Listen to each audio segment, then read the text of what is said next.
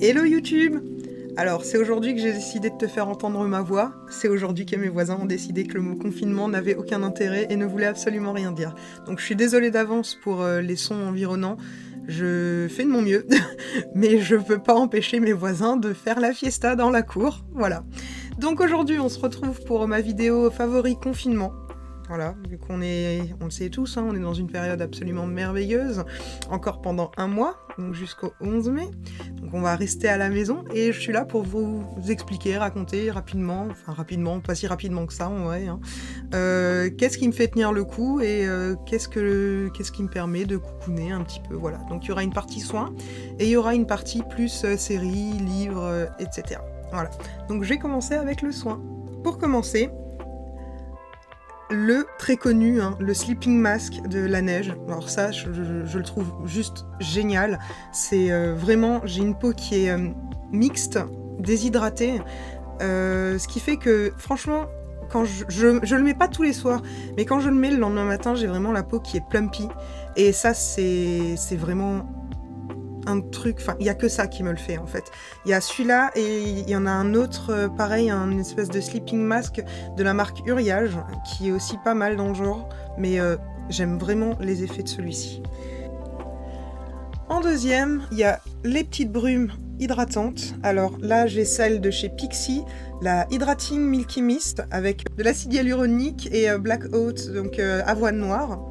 Brume préservant la jeunesse. Alors elle a une petite action anti-âge, mais honnêtement c'est pas pour ça que je m'en sers. Je m'en sers vraiment plus pour donner le coup d'hydratation dans ma routine le matin et le soir en fait, voire même un petit pchit dans la journée, enfin voilà. Et celle de Mario Badescu, la Facial Spray with Aloe, Cucumber et Green Tea, bonjour mon accent, qui est bientôt au fini. Et pareil en fait, même utilisation, c'est vraiment le petit coup d'hydratant qui fait plaisir et qui fait du bien et qui apaise en fait la peau, parce que j'ai la peau qui tire quand même. J'ai une peau mixte, déshydratée, donc voilà, je peux pas trop mettre de crème trop grasse, trop nourrissante, donc ça c'est vraiment cool.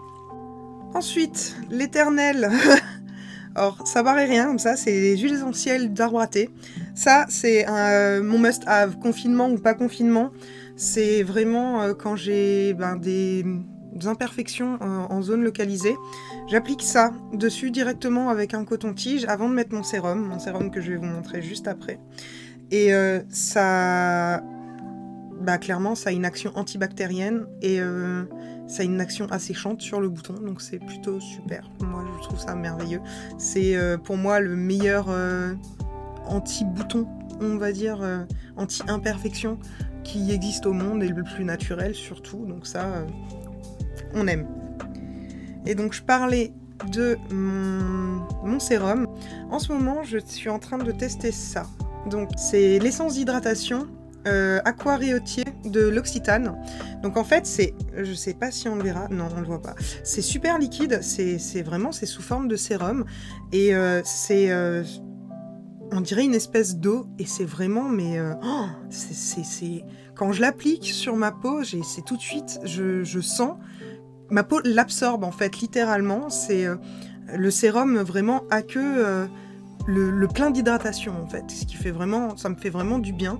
Et comme on est en train de changer de saison, on s'est compris, on est passé d'un hiver très long à un printemps très rapide, mais ma peau c'est pas trop ce qu'elle veut en ce moment, et à part de l'eau. Donc concrètement, je lui donne beaucoup d'eau. Ça, ce truc-là est vraiment génial. Enfin voilà. En crème, j'ai le petit pot de chez Belif. Voilà, alors ça c'est le petit. C'est une crème hydratante, c'est The True Cream Moisturizing Bomb. Alors c'est coréen, je pourrais pas vous donner la composition là pour le coup. C'est pareil, c'est de l'eau, hein. C'est clairement, c'est que de l'hydratation, pas de gras. Je trouve ça génial, je trouve l'odeur absolument merveilleuse. Ça sent les fesses de bébé. ça sent le bébé en fait. Ça sent, c'est tout léger, ça sent le propre.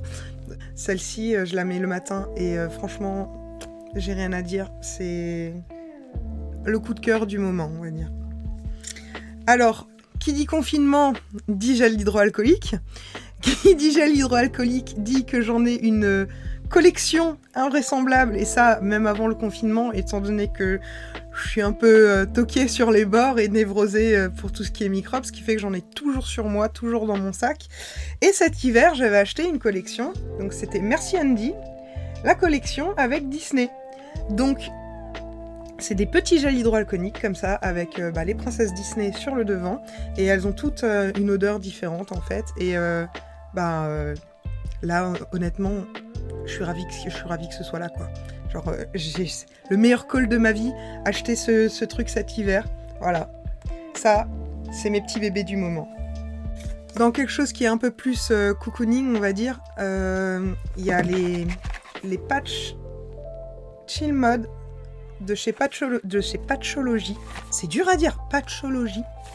Donc ceux-là, c'est les patchs gels yeux apaisants infusés d'huile de chanvre. Alors, ça ne sent pas le chanvre, d'accord ?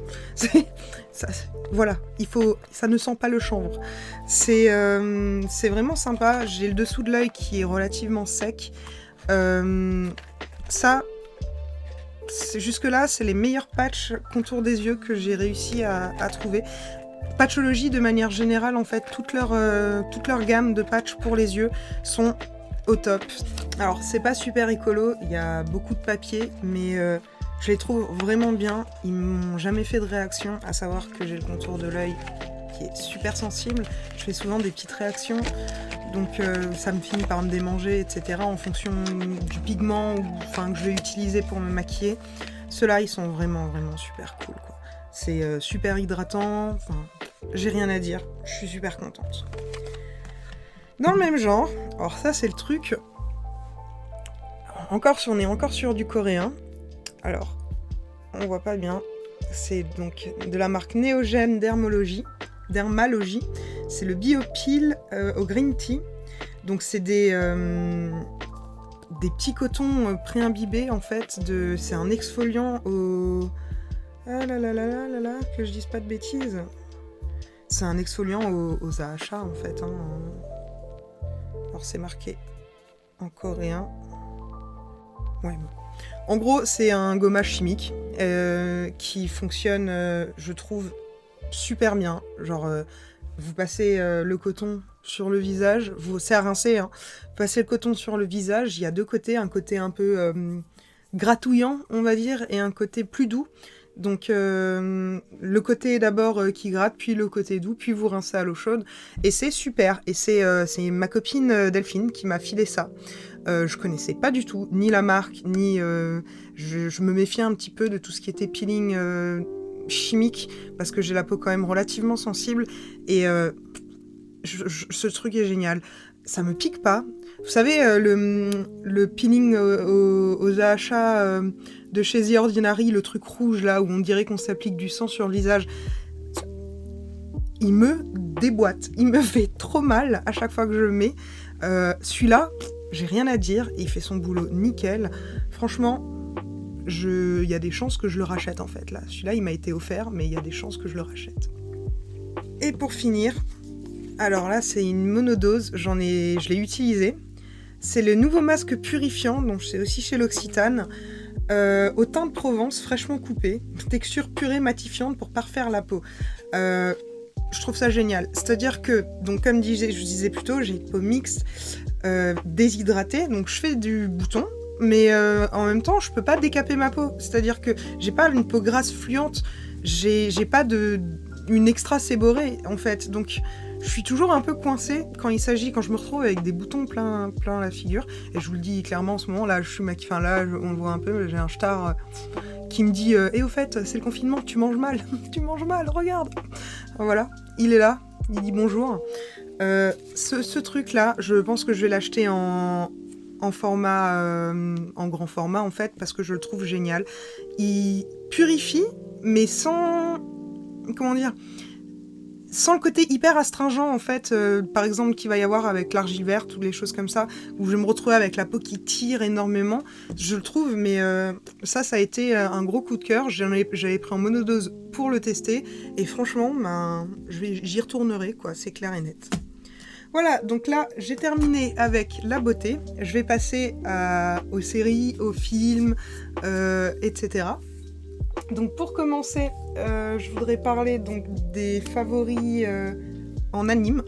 J'ai regardé Beastar. Alors, j'ai trouvé ça génialissime. Je peux rien dire de plus. Genre, regardez-le. J'étais la première un peu réticente en me disant oui, non, c'est quoi ? C'est un peu Fury, j'aime pas trop tout ce qui est Fury. Et en fait, c'est juste génialissime. Ça parle. C'est une satire de société assez merveilleuse. C'est beau. Je veux pas spoiler, mais Legoshi, voilà, je suis amoureuse du héros. C'est un loup. Voilà. Donc, Beastar, j'ai trouvé ça génial. Sinon, je suis de retour sur Attack on Titans, enfin Shingeki no Kyojin. Imprononçable, et en japonais et en anglais. Attack on Titans, voilà. Shingeki no Kyojin. Voilà, on va y arriver. Il y a la saison 2 qui est arrivée sur Netflix, et ça fait trop plaisir. Parce que donc, je lis le manga, mais pour le coup, l'anime est quand même vachement plus beau que le manga papier. Parce que soyons honnêtes, c'est son premier manga, c'est pas très joli. Mais donc ça me fait juste trop plaisir de pouvoir retrouver Eren et ses compagnons. Voilà, ça me fait passer le temps. Et si vous aimez tout ce qui est shonen, ça reste relativement violent, donc pas à mettre dans les mains de tout le monde, entre guillemets, enfin devant les yeux de tout le monde. Mais c'est un super shonen. Si vous avez aimé Fullmetal Alchemist, si vous avez vu Fullmetal Alchemist, vous aimerez probablement Attack on Titan. En film, sur la plateforme de Amazon, j'ai regardé Guns Akimbo avec Daniel Radcliffe, aka Harry Potter. Hein. Oh, mais ce film, il est génial. L'imagerie et la photographie donc est magnifique. La réal est au poil. Franchement, penchez-vous dessus. Moi, j'ai trouvé ça génial. Alors, c'est un film violent.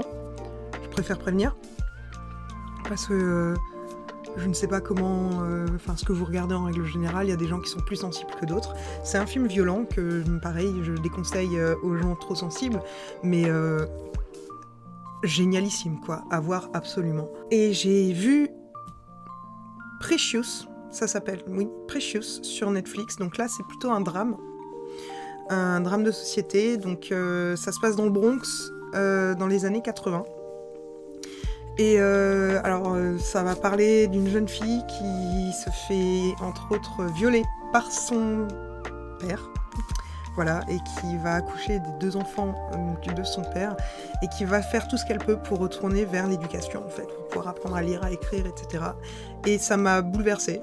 Je l'ai trouvé absolument merveilleux. Et franchement, ça se finit bien. Donc si, c'est pas trop de ça. C'est déprimant, mais ça l'est pas de trop. Ça se termine bien. Et c'est vraiment, je l'ai trouvé vraiment super beau. Donc sinon, en série / drama, j'ai fini 3 trucs totalement différents. En premier, j'ai fini Blood Ride, conseillé par Marion Caméléon. Et c'est norvégien ou suédois, je saurais pas vous dire exactement. Donc c'est dans la langue Ikea, quoi. Hein.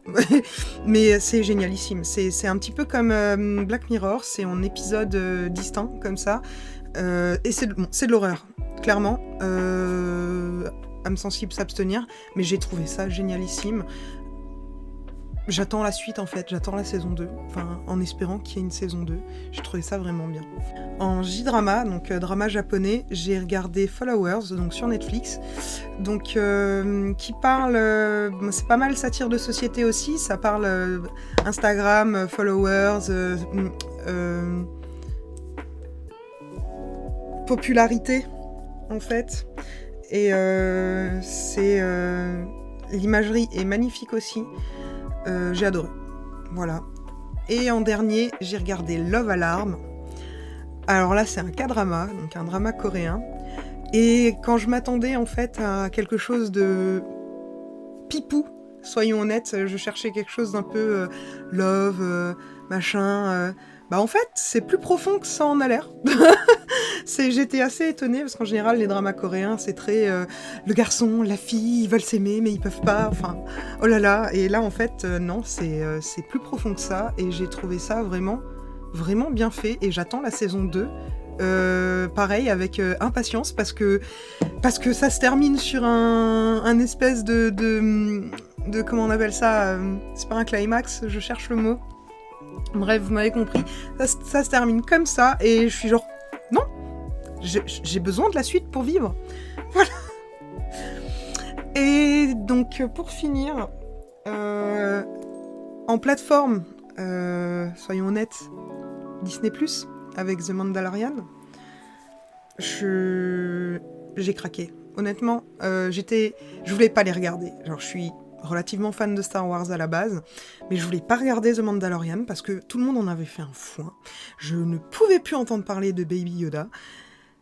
Et j'ai pris les 7 jours Disney+, et j'ai fini par craquer et regarder. Là, je suis à mi-saison à peu près. Bon, il n'y a pas beaucoup d'épisodes, il y en a 6, je crois, ou 8. Enfin, mais Baby Yoda, il est trop chou. Baby Yoda, il est trop chou et c'est vraiment bien. Je mettrais ça au niveau de Rogue One, pour ceux qui l'ont vu, qui est pour le coup mon film préféré en termes d'univers étendu. Genre, je le préfère même aux épisodes 7, 8, 9. Enfin, c'est vraiment super bien fait. Et c'est avec l'acteur qui joue Peña dans Narco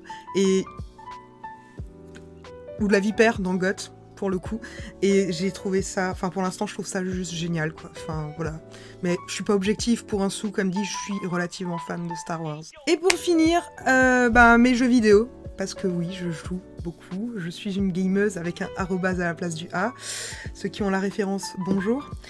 En ce moment, je suis, comme une grosse majorité de la communauté gaming, sur Animal Crossing.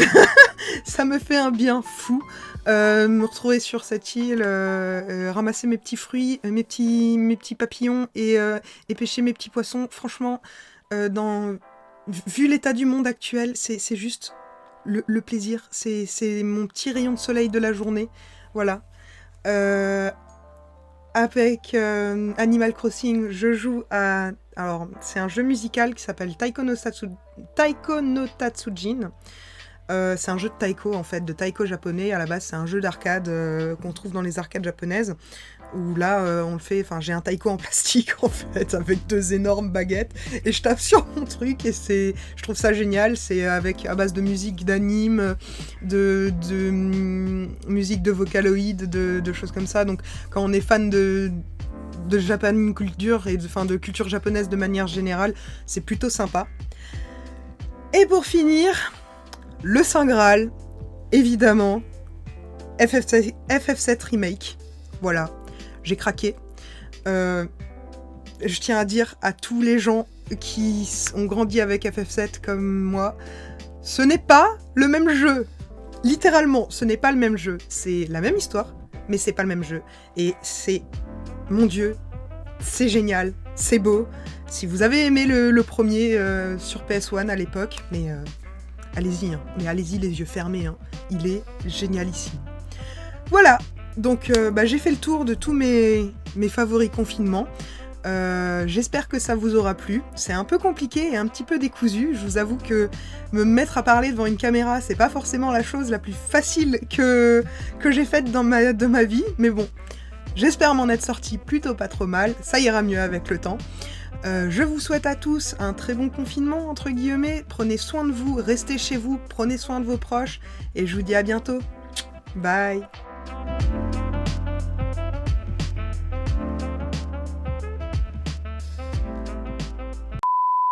La Hydrating Milky Mist avec de l'acide hyaluronique. De l'acide hyaluronique.